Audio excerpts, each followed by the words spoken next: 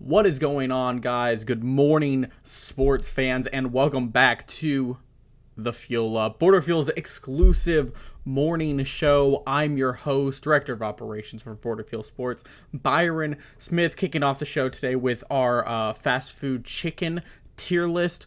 Just wanted to show this off before we got started. No particular reason. Keaton, if you're watching, I'll talk to you later. All right, let's get on to the news. Don't really want to waste much time. We got a ton to talk about. Y'all know I'm a combat sports guy. I love combat sports. So UFC pay-per-views are always a big deal for me in my house. So UFC 261, fantastic show. It was a great card, right? Like they put together, it should have been a great show. So I'm really glad that it ended up being such a good event. Masvidal versus Usman on Fight Island. It sold over 2 million pay-per-views the first time. So like, yeah, we're gonna run it back again. You can complain all you want about Masvidal going, I want to say he got a 50-46 loss. You can say, or not 50-46, 50-44 loss in the first time. So it makes sense that they would go at it again. But great main event, or great main card from bottom to top. Jimmy Crute and Anthony Smith, because it's sitting right there in front of me. Absolutely great match. Shane and I got both of us got that wrong. We actually go both 2 and 3. Did not have a great night, but they had a pretty good match. The second match, probably not so much. Goes like 17 seconds. The first leg kick thrown. Uriah Hall doesn't throw any blows. Chris Weidman throws a leg kick that Uriah Hall checks very well, but Chris Weidman's leg just, here's the knee, here's the middle of his leg. Just like that. Not something fun, not something I want to watch, not something I'm going to make you watch, right? So consider this empathy, consider this compassion, and consider this a moment of not having to see that, right? But next fight is Rose. No, actually it isn't. It's Valentina Shivanko versus Jessica Andrade. Jessica Andrade just did not have it. I don't think anyone has it on Valentina Shivanko unless your name is Amanda Nunes. And I really think the UFC at this point should be paying Valentina Shivanko and Amanda Nunes whatever it takes to get them to complete the trilogy. I would pay to see a pay-per-view main evented by that match. I think they're both super talented. I think they're super dominant. I think Shivanko's probably more comfortable now than she was in their first 2 encounters. Even if she isn't as confident, she still took a split decision loss the last time she fought Nunes. So I don't see why we wouldn't try and run it back again. See if she can see if someone can do something to the Lioness, or see if someone can do something to the Bullet, because there's no one else who's going to do anything to either of them, right? So I'm actually of the opinion at this point, especially after the next fight we talk about, which is Rose Namajunas versus Zhang Weili. Zhang Weili, overconfident. You had one flashy fight of the night fight a couple events ago. Yes, it was a great fight. Congratulations. You're not that good yet. And absolutely gets exposed by Rose Namajunas. Great front kick, and then a great follow-up with the hammer fist. Locks her arm behind her head, and then absolutely delivers some punishing blows. Zhang is so out of it, but then just starts complaining the entire post-match that it was an early stoppage. If that was an early stoppage, then she was going to die before the match. If she wanted to die before that match was called. So, I don't know. Maybe we give you that benefit of the doubt next time. Right? Like, I don't want to see somebody get hurt. No one wants to see somebody get hurt. I'm okay with the stoppage we got there. Rose with a huge upset victory, though. Super emotional. She made everyone super emotional because, like, she shouldn't be a champion. Not that she's not good enough to be a champion, but, like, she's had so many setbacks and so many problems come up throughout her career that, like her being a champion is fantastic and amazing and, like, super inspiring. Super excited to see what she does. I don't think she holds the belt for very long is my big thing. Weili won't get the immediate rematch because she got knocked out. She got knocked the hell out. But Zhang could easily beat her in a second fight. And there are a ton of other women in that division who could easily come and get it. But this is the most talented and stacked women's roster the UFC has ever had, and I would actually pay money at this point to watch a women's only pay-per-view. Like, main evented, especially one that was main evented by that Valentina, Shivanko, Amanda Nunes fight. Let that main event, yeah, that means you have 2 less, you have 3 less women's titles on the card to be defended because Nunes has 2 and Shivanko has 1. But then you can load the rest of that up with Holmes. You can get Andrade another fight. You can get Wheelie a fight. And of course, Rose Namajunas could be the co-main event up against someone. You could load that event up with some great women's fights. It would be an amazing event. I don't remember what month Women's History Month is. I want to say November or October, but I'm not quite certain. I'm pretty sure it's in the fall. Put it in the fall. Live crowd, live audience. I think it'd be fantastic. Mind you, this event was also in front of a live crowd. Fantastic. The Jacksonville crowd was on fire. They had the best chance. They were on everything. They just wanted to see some violence. Man, it was fantastic to see a live audience again and a full sold out arena. I really wanted to go to this event myself. Tickets weren't cheap and they sold out in like seconds, and also flights to Florida aren't cheap. So, but I'm looking forward to more events here in the near future.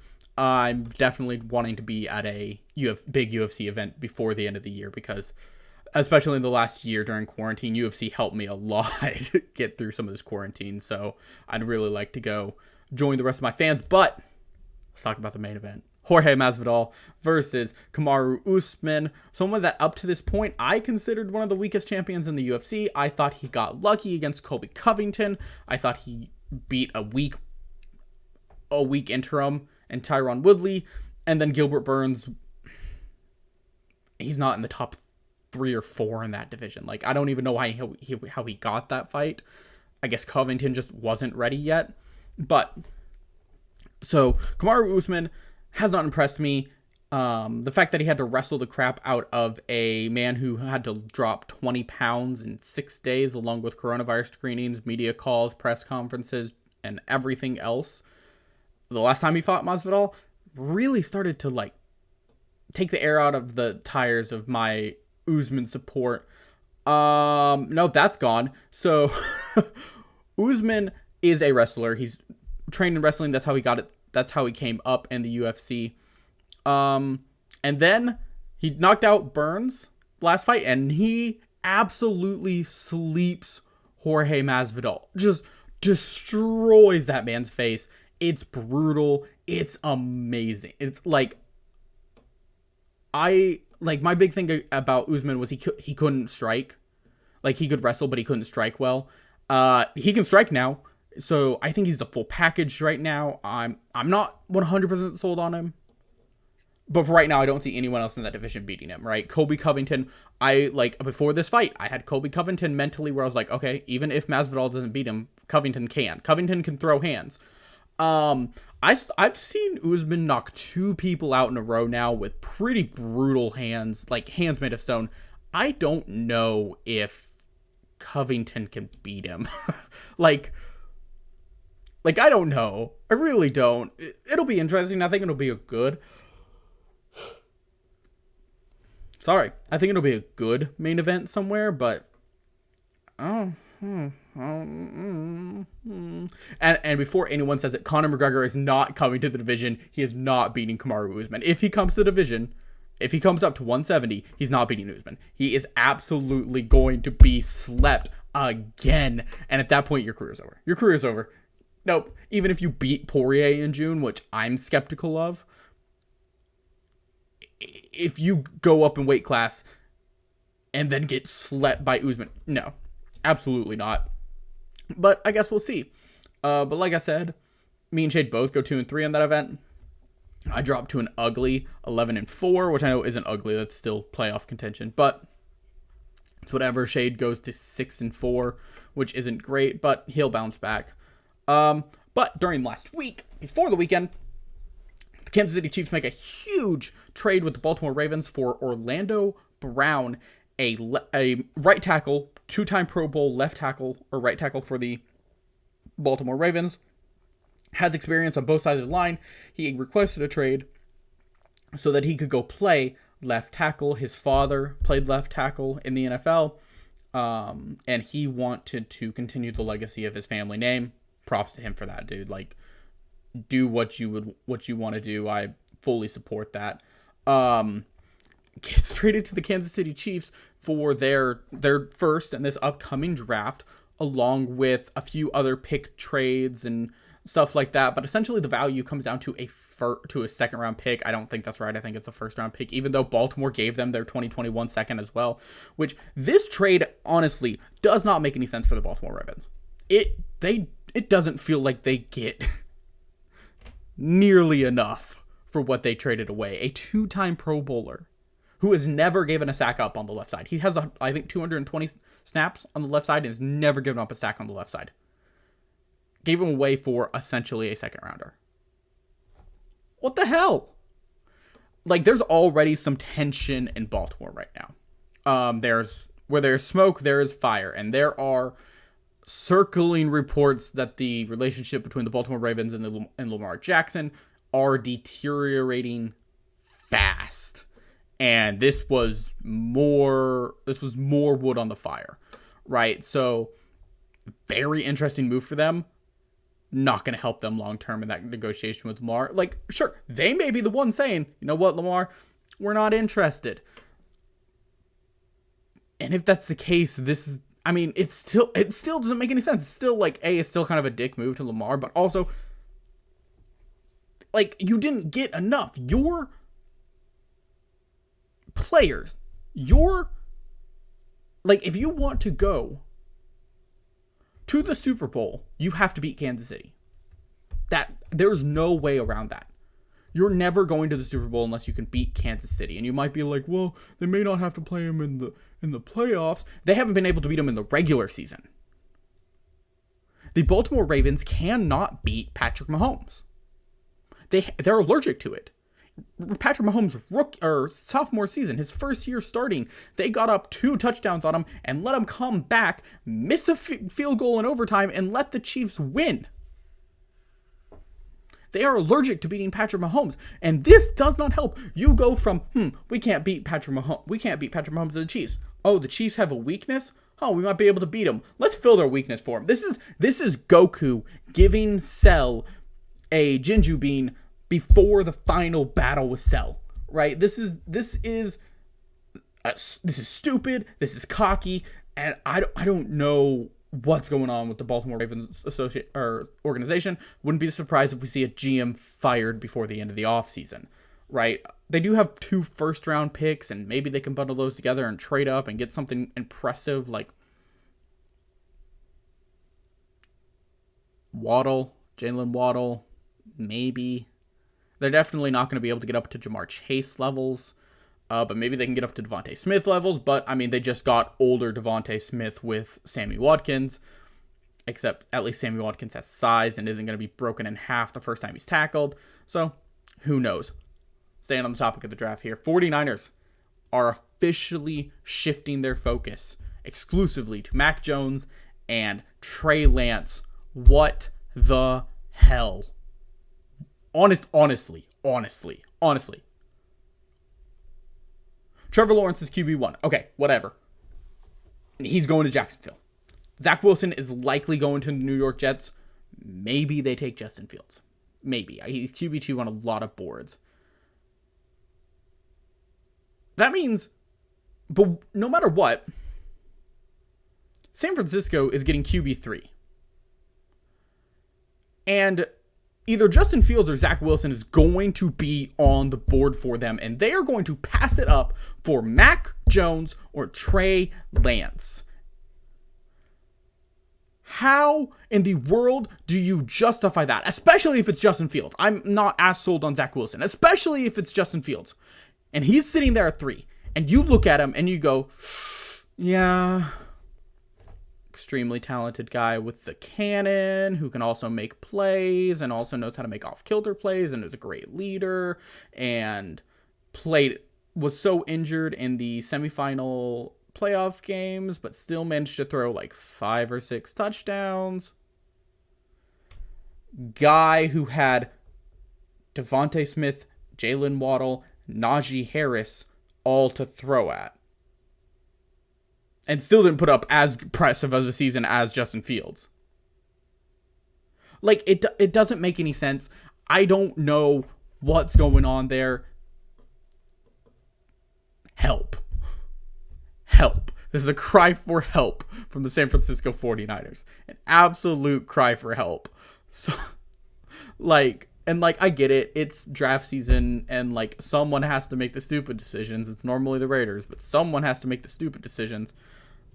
I don't know what's going on here. I don't know why this decision is being made. I just wish they wouldn't make it and make a better decision. But that's where we're at, right? I'm gonna do one real quick. I'm gonna pull us up an updated draft order here real quick. Pretty much the only thing that's changed is Baltimore up here. Baltimore with a nice little 27-31 split. They can package those, probably get into these teens here. But I mean, Lawrence, Wilson, Jones, Fields, Sewell, Chase, Smith, Waddle, Pitts, Surtain. They could go CB, they could go LB, they could also go left tackle. JC Horn. Giants at this point also need a CB. But at this point, I have... What? Do I have Waddle falling? Yeah, Waddle's falling at this point. Smith's also falling at this point. No, he's not. Smith went here. I mean, legitimately, if it falls that way, the Ravens could trade into this area. Kind of call up the Giants. Maybe even call up the Cowboys. I feel like J.C. Horn isn't that good of a target to take here. It is worth noting Micah Parsons is also available at this point. Elijah Vera Tucker. That other linebacker whose name I forget. Oh, man, I went all the way blank there. But a lot of great names right here that the Ravens should definitely trade up and get. You can't trade up in this region and miss on a pick, I don't think. This is one of the best places in the draft to be right now. So, who knows, right? All I know is the 49ers are making the wrong pick. They're making the wrong choice here. Somebody help them, right? At this point, we'll leave this up. At this point, I don't really have many more stories, but I am going to make a quick announcement. On Thursday, we will have the morning show, but we will also be having a live Borderfield Live episode during the first round of the draft. We will be going over the picks as they happen. We'll be talking about what that means for each team. We'll have some special guests. We'll have some giveaways. We'll have all sorts of stuff going on. That'll be streaming live on our YouTube. You can also find it on our Facebook and Twitter. And then right after that, we will be having a live Q&A session on our Instagram Live. I'll be hosting it. You might get some special guests out of the rest of our writers. But it's going to be a fantastic time. I really hope you guys come out and see us. But before you leave the page, make sure to hit that red button that says subscribe. Every subscriber gives us another subscriber, in the words PewDiePie, but also every subscriber gives us an opportunity to grow, and we're really grateful for all of you guys being here with us. Make sure to hit like, share the videos, share some of our other videos, and I will see you guys again Thursday morning. Oh, what's my jam of the morning? Thank you for asking. I'm going to give you a show tune this morning. It's Say My Name from the Beetlejuice. Can I expand that? Oh, crap. Okay. It is Say My Name from the Beetlejuice Broadway musical. Fantastic cast recording, fantastic performance here. I'm a big fan of most Broadway musicals. I was a theater kid. I just couldn't sing, but I suggest go check it out. Is it my favorite musical? But it is really great. I really hope you check it out, and I really hope you guys have a great morning. I will see you guys again on Thursday.